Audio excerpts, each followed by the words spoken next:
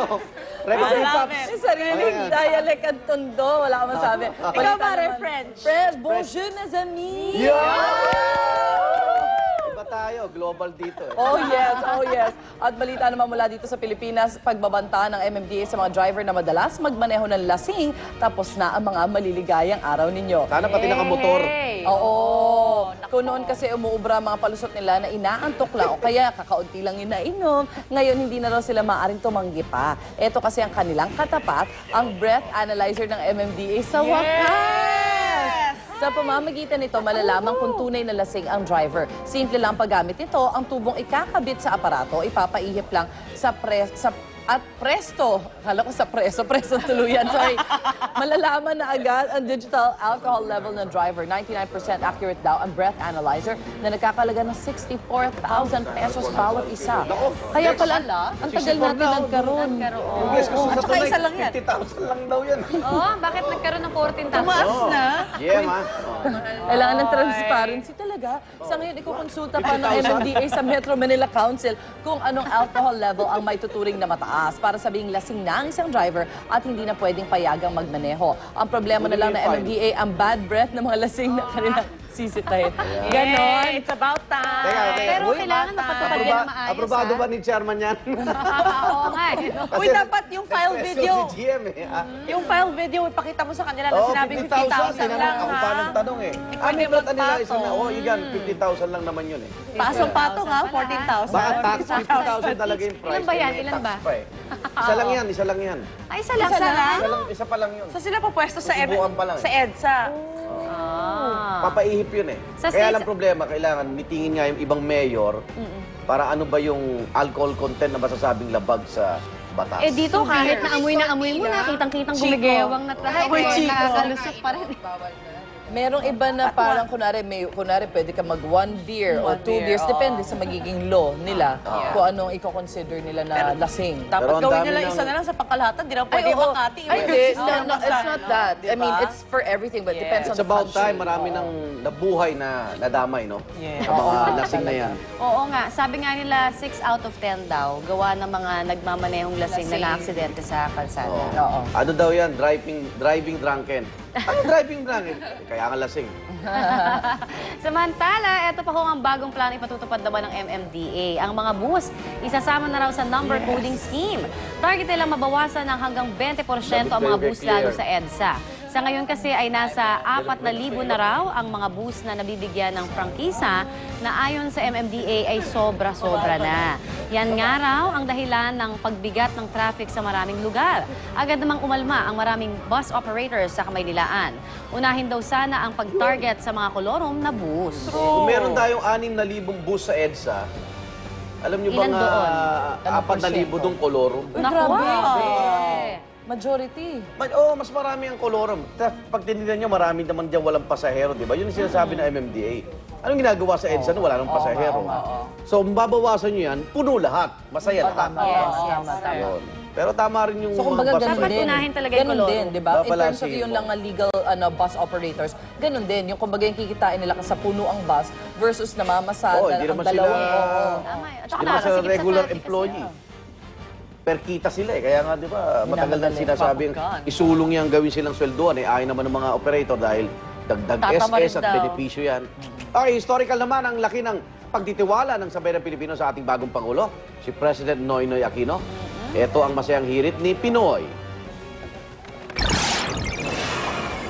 With 83% trust rating, sino ba naman hindi ma-elate po doon? Pero lalo na nagiging impetus sa amin to na lalo pagbutihin ang aming trabaho at para ma-maintain yun. Pwede ko makapatay.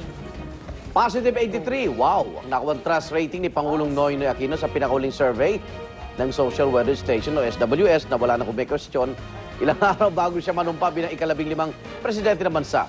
At pinakamataas nga ito kumpara sa iba pang naunang Pangulo kabilang ng kanyang yumaong ina na si Pangulong Cory Aquino. Kinatuwa naman at pinagpasalamatan ni Pinoy ang tiwala ng taong bayan. Pangako niya, kanyang sisikaping mapanatili ito.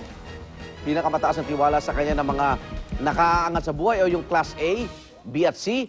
Bahagyang mababa naman sa hanay ng masa o yung nasa Class D at E.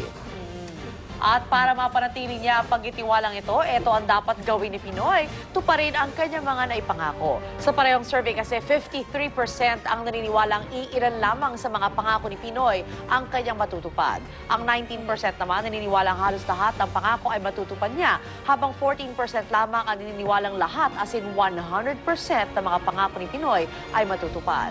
Paglilinaw pa ng SWS, walang kinalaman sa pagiging presidente ni Pinoy ang naturang trust rating.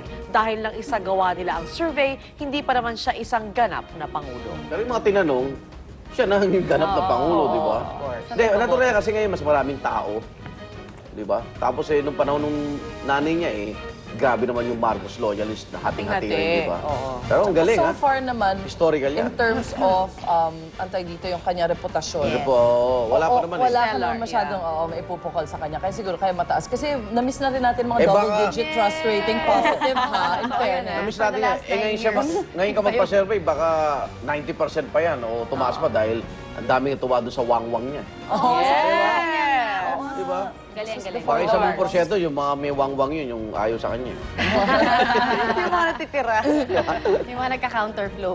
At kung na-miss nyo naman po ang pumunta sa mga sinehan, heto naman ang latest animated movie na dapat ninyong abangan. Hinirang na bagong #1 movie sa US box office. Mare, natalo ng Twilight. Ng 3D animated film na Despicable Me. Talaga namang mapapahalakhak kayo sa pelikulang ito na siyang nagpabaksak nga po sa Twilight Eclipse na ngayon ay second place na lang. Matapos humakot ng $60 million sa Amerika. Umiikot ang storya ng Despicable Me sa bida kontra bida na si Gru na binigyang boses ng hit comedian na si Steve Carell. Plano ni Gru na nakawin ang buwan, pero nagbago ang kanyang plano nang makilala ang 3 batang babae mula sa ampunan na una niyang inupahan para sa kanyang evil plan. Cute yung bata. Sobrang cute. Yan, pwede Pero rin yung mga nakakatakot bata. yung iba. Si Chinese din yung ganyan gumagawa ng mga bagong character, di ba? Yes. Hindi puro hayop ginagawang tao. Tsaka after watching Toy Story, parang gusto manood na manood ng cartoon kasi ang ganda nila. Paganda ng paganda. At sa mga party peeps dyan, matagal nang natitengka dahil may work na sa gabi. At saka i-wish nyong mauso rin ang latest fad sa Las Vegas, ang day clubs. Mari, sa Spain, meron din yan sa Ibiza. Hindi nga ito yung usual na club na sa gabi lang buhay na buhay. Sa halip, mula alas 11 ng umaga hanggang alas 7 ng gabi raw ito umaarangkada sa magkakatabing hotel sa Las Vegas. Wow! Gusto isa dyan yung nagsasayaw eh. Sana pakita nila ha. Tignan mo. Situation at Yan, syempre. Hanip sa move si Kuya. At syempre dahil day club, dapat ma-experience ang araw. Kaya naman outdoor ang mga club, ang party scene sa swimming pool, sineset up. At ito na rin ang dance floor ng mga party people. Patok na patok pa rin ang day club sa Las Vegas. Pool party. Kahit na nasa gitna sila ng arawan ng disyerto. I bet si Lindsay Lohan dyan siya nagka-party. Yes. Hindi, pero na nakakabago yun. na sa recession dahil dyan. Jail na. Yan yung mga gusto Nakakabawi maging daw ano sa eh. recession dahil dyan. Mga gustong maging kakulay natin na